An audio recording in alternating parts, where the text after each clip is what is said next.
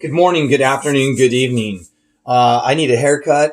I don't think I'm going to get one now that it's been so, I don't know, I needed one before the break, but now I'm just going to let it roll. Maybe I'll go for a year or two. Hope you're doing well. This is Mr. Terranova's May 11th version of Weekend. I guess we're calling it Weekend Update. You might call it Preview for this week. It's going to be U.S. history and world history, and I'm going to blow through this pretty quickly. So here we go. Hope you're well, by the way. What's happening in the real world? Um, let's see, PERSIG, political, economic, religious, social, intellectual, geographic. Obviously, the pandemic's at the front of it all. COVID-19, the coronavirus. What's happening? Well, the lockdown is starting to have some leaks. People are beginning to protest, and throughout the nation and even throughout the world, even parts of Europe, people have tried to do this for 8 or 9 weeks, and some of them are saying, you know what, I need to go back to work. I need to feed my family. Policymakers and governments are saying we need to hang in there.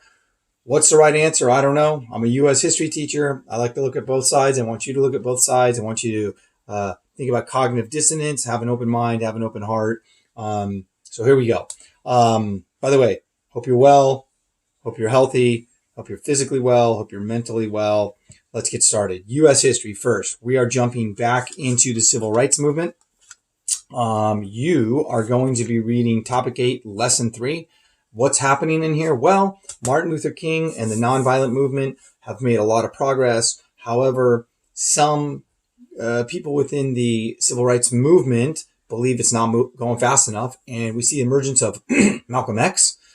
He has a different approach. His is more about violence if needed and African-American pride. So you're going to read about that and look at it. You can just juxtapose or look at it versus, you can look at MLK versus how Malcolm X approach. Do they work? This also leads to riots throughout America. Inner city, urban areas, heavy with African Americans and minorities begin to riot. They're frustrated. So you're going to take a look at that. You are also going to be watching a film called Selma. It's a documentary and it's wonderful. There is a graphic organizer that goes with it. So please complete that and turn it in. Oh, hey, one last thing. Martin Luther King gets assassinated in this unit lesson, if you will.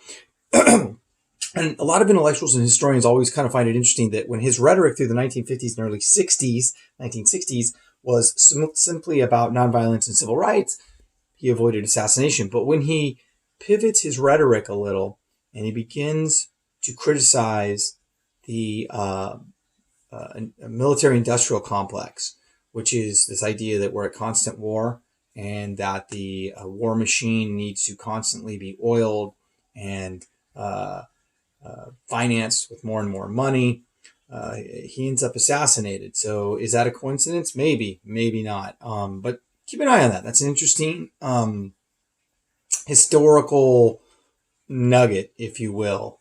Okay, moving on. World history. What are you guys doing in world history? You're reading Topic 9, Lesson 2. In this, you're going to be looking at the emergence of Africa. So earlier in the year, the first semester, we looked at how Africa was exploited by European nations, kind of this race to exploit Africa. But after World War I and World War II, European nation states are exhausted and they're broke. And they don't have the resources to kind of hold on to African nations. So Africa gets its independence. All these nations throughout Africa begin to emerge. They fight for their independence. They get it. They have this euphoric feeling of they finally are out from underneath the thumb nail or thumb of Europe. I should say that maybe the boot of Europe. And they're independent. Now, this is short-lived because the challenge that happens inside of Africa is, in political science, we call this a power vacuum. And so you have all these different regions and ideas and ideologies and religions and people fighting to lead. And how are they going to lead? Are they going to be oligarchs? Are they going to have some form of a democracy? Is there going to be communism? So there's a lot of moving pieces. This leads to a lot of civil unrest, civil war, chaos, death, disease. It's pretty contentious. Okay. So you're going to be looking at Africa, the story of Africa. It's after neocolonialism kind of dies off. One what else are you going to do? You're going to be looking at a New York Times article written in the 1980s about Congolese President Patrice Lumumba. Now, he was elected, and the United States and Belgium did not like his policies. They were a little left-leaning, and they conspired to have him assassinated. Sounds a little weird. The United States of America and a democratic Western European nation planning a assassination of another nation state's leader, but it happened, and you're going to read about it. Now, while you're reading about it, you might say, well, this was in the 1960s.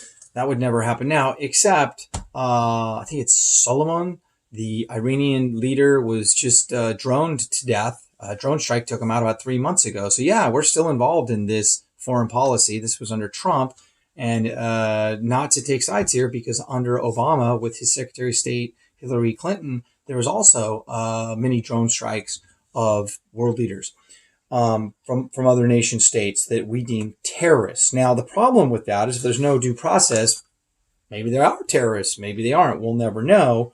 But what's interesting, that the approach that I want you to take is, as you read this New York Times article, you're going to give me a 1-paragraph written response on, do you think this is a foreign policy that is productive or benevolent, if you will? Do you think that pro-democracy nations should use assassination as a form of foreign policy?